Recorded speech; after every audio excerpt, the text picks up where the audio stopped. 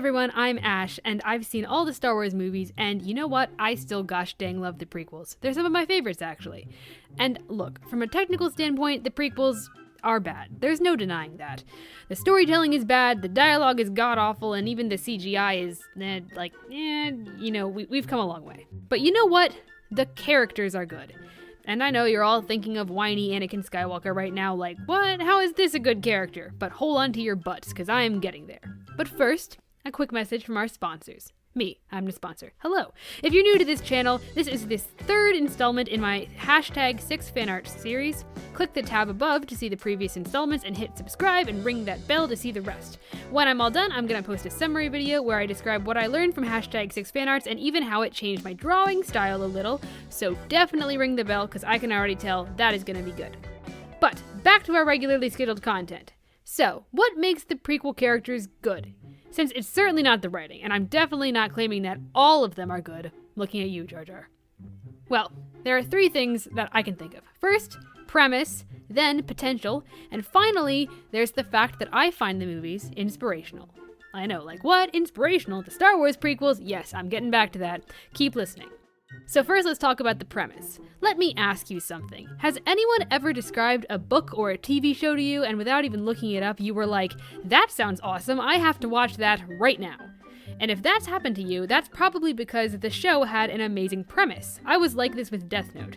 Like, a kid who can kill people by writing their names in a notebook? Holy cow, that sounds like a cluster and a half. Sign me the flippity-flap up for that.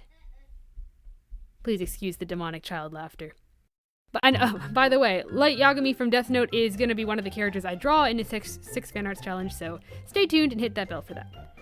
Anyway, to me, the 3 most prominent characters in the prequels are Anakin, Padme, and Obi-Wan Kenobi, and all of them have fascinating character premises. Obi-Wan is tasked with raising a little... Dang it. Obi-Wan is tasked with raising a literal child of prophecy, which is pretty cool. Padme is a badass senator trying to save her entire planet from desolation, which is pretty lit. And Anakin is a warrior who puts his loved ones above everyone else, who is also destined to succumb to the dark side. It's the destiny part that's really interesting to me. As the audience, we know that Anakin Skywalker will become Darth Vader. It's the whole premise of the trilogy. We want to see how he falls. That's one of the areas where I think the trilogy actually succeeds, despite weird dialogue choices and the very, very forced relationship between Anakin and Padme. The trilogy set up a character I loved, Anakin, and then took everything away from him as he descended into madness. You know, that's just fun, okay? It's really hard to screw that up for me. Like, who doesn't like to watch their favorite character ruin their life? Come on. Obviously, the prequels could have done a lot better, and it could have done so much better, including Anakin's character arc. But this is where I get into potential, and not just meme potential either, even though a lot of good memes did come out of this trilogy. I love these movies for what they could have been, which sounds frustrating, and it is, but you know, I just can't help it. Every time I see these films, it's basically me going, oh my god, these films could have been so good! What is wrong with people? Like, Anakin is fun, he's funny, he's witty, he's even smart sometimes, and the kid has been through a lot, okay? Ripped from his mother at age 9, drafted into an intergalactic war, immediately put under a heck ton of pressure as the chosen one, and all his life being told that feelings are forbidden, even quote-unquote good feelings of protectiveness towards people you love. Like, that's gotta screw with your head, you know? The people who are apparently protecting the galaxy are anti-love? And yeah, you can give me the whole quote-unquote encouraged to love justification that he gives Padme about compassion and all that, yada yada yada, but you know what I'm really saying.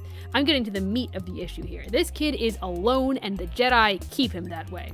I love to imagine things, and I love to talk about things, obviously, so it's really no wonder that when I watch a movie that sends me on a million bajillion rabbit trails about what could have been better about this story, that I have fun with it. It's what I do. I could make a whole video about how I would have approached writing the Star Wars prequels, and that's not what this is. Like, subscribe, and comment if you want me to make that. But look, there is so much potential in the trilogy that it hurts, and I like to expose myself to that pain repeatedly. That's totally a normal thing to do. And look, don't even get me started on Padme's potential as a character. Just, my gosh, what a waste. Movies 2 and 3 did her so dirty. And like, I hear people saying, why is a grown woman into this whiny teen? And why is Anakin so whiny anyway? Aren't we supposed to like this guy? But look, the problem with the prequels isn't that the characters have flaws. It's just that those flaws are wildly mishandled. So lean into it. Let Padme like this creepy kid. Let her mother him. Let her fill the lack of a maternal figure in Anakin's life.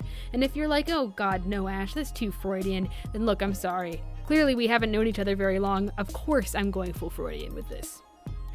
I think the massive potential that the prequel trilogy possesses is partly why everyone agrees it's bad, but no one is really certain how to fix it. We're all just kind of like, well, let's just not do that, for starters.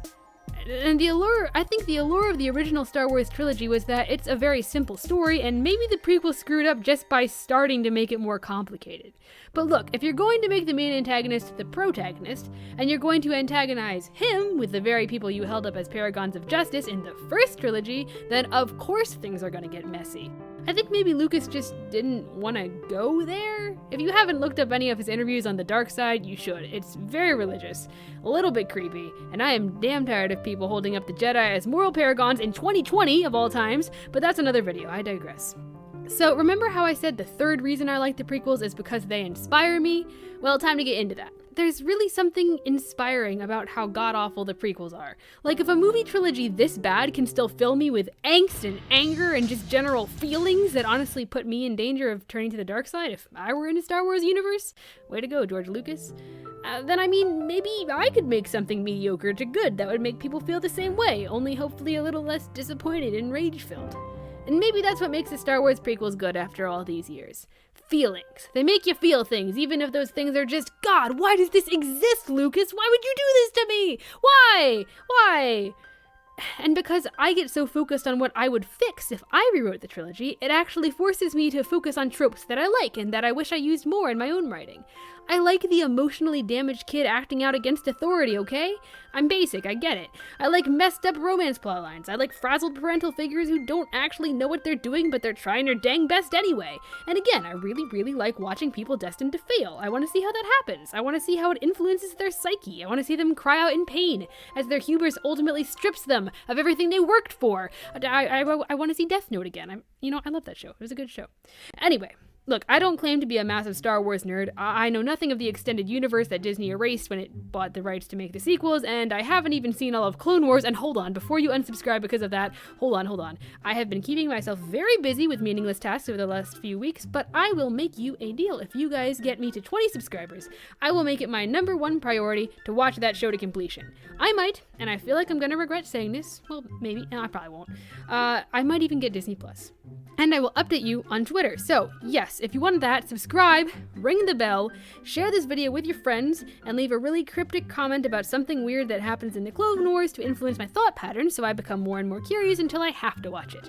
Because that's how normal friendship functions, right? Just this constant loop of psychological manipulation and, no, alright, okay, no, moving on.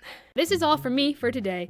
I post videos every week, give or take, so like, subscribe, ring the heckin' bell, and comment away. Stay safe, wash your hands, try to keep a normal-ish sleep schedule, and all that. I will see you in the comments, my friends, or, I won't, and I will be sad and alone. Again. It's fine. Goodbye!